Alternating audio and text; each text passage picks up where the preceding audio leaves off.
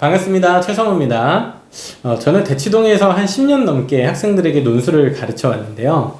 논술은 국어, 영어, 수학처럼 교과 지식을 직접 다루는 학문은 아닙니다. 하지만 오히려 그런 지식을 어떻게 배우고 또 자신의 것으로 만들어야 되는지 그 학습의 방법을 가르치는 과목이라고 저는 생각하거든요. 그렇기 때문에 뭐 더 중요하다 덜 중요하다 이런 개념이라기보다는 국어, 영어, 수학을 제대로 배우기 위해서 몸에 기초적으로 익히고 있어야 되는 좀 더 기본기에 가깝다, 저는 이렇게 생각을 하고 있습니다. 최근에 많은 교육계의 화두들이 있는데 그 중에서 과거의 주입식 혹은 암기식 교육을 어떻게 새로운 형태의 좀 더 나은 선진적인 교육 방식으로 바꿀 것이냐, 그 해답으로 사실 이 논술 교육이 어떤 주된 화두가 되고 있어요. 그 이야기를 오늘 좀 해보려고 합니다. 논술 교육하면 항상 떠오르는 나라가 있죠. 바로 프랑스입니다. 프랑스에는 바칼로레아라고 하는 전체 학생들이 봐야 되는 논술 시험이 있는데요.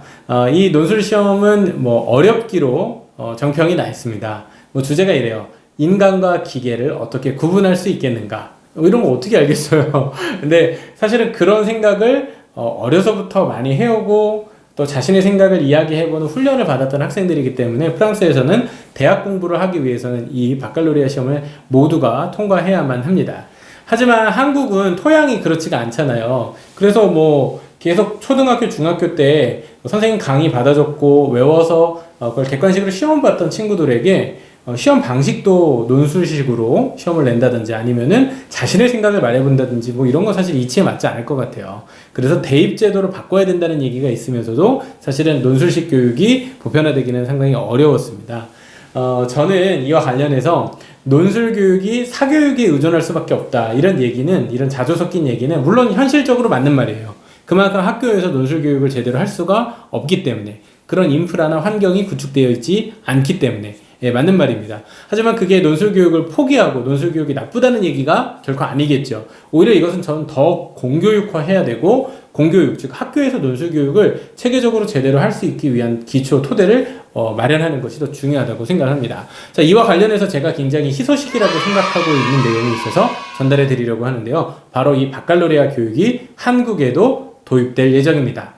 더 정확히 말씀드리면 이미 도입됐고 시범 학교들이 그 과정들을 계속 커리큘럼들을 발전시키는 과정 중에 있습니다. 조금 더 정확하게 말씀드리면 사실은 프랑스식 바칼로레아 교육이 도입되는 것이 아니라 인터내셔널 바칼로레아라고 하는 스위스에서 만든 교육 방식. 근데 바칼로레아라는 이름에서 알 수 있듯이 논술식 교육이에요. 이게 이제 우리나라에도 도입이 되는 것인데 우리나라의 시도교육청 중에서 이 바칼로레아 교육 도입을 서두르고 있는 곳이 있는데 그곳이 바로 제주와 대구입니다. 두 지역 모두 교육열이 상당히 높은 지역이고요.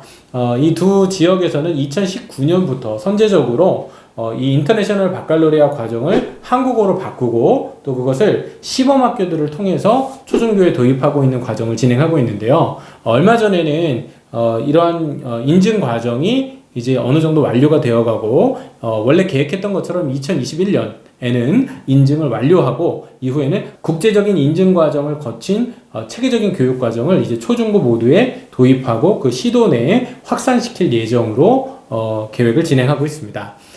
이것이 의미하는 바는 이제 논술 교육이라고 하는 게 사교육의 영역이 아니라 공교육의 영역이 될 것이고, 또 우리 아이들은 이제 학교에서 객관식 시험을 치르는 대신에 논술식 시험을 치르게 된다는 점, 이 일을 저희가 준비해야 될 필요가 있다는 것이죠. 논술 교육이 왜 필요한가, 조금 상투적으로 들리는 듯 하지만 고기를 잡아주는 게 아니라 잡는 법을 가르치는 교육이기 때문에 그렇습니다. 4차 산업혁명 시대에 이제 어쩌면 인공지능, 어쩌면 우리보다 훨씬 더 많은 지식과 정보를 빠르게 판단하고 활용할 수 있는 그런 인공지능과 인간이 같이 협업을 해야 되는데, 이 상황은 분명히 기성세대들이 경험해 보지 않았던 새로운 환경이고 새로운 문제들에 봉착하게 되는 그런 여러 상황들이 펼쳐질 것입니다. 그렇기 때문에 우리 자녀들, 우리 아이들은 이제 과거 세대가 이것이 정답이다라고 정해줬던 내용들을 외우고 적용하는 수준으로는 부족하고요.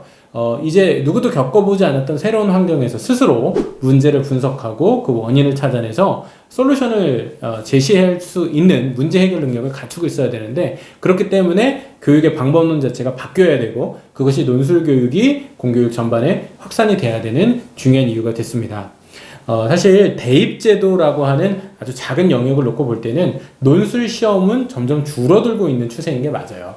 그래서 논술 교육이 과연 중요하냐 이렇게 질문하시는 분들이 있는데, 저는 그래서 그 측면을 작게만 보지 마시고 교육기 전반이 어떻게 변화하고 있는지를 보라는 이야기를 꼭 해드리고 싶습니다. 물론 대입 수능 제도 자체를 서술형 혹은 논술형 시험으로 바꿔야 된다라는 이야기들도 있어요.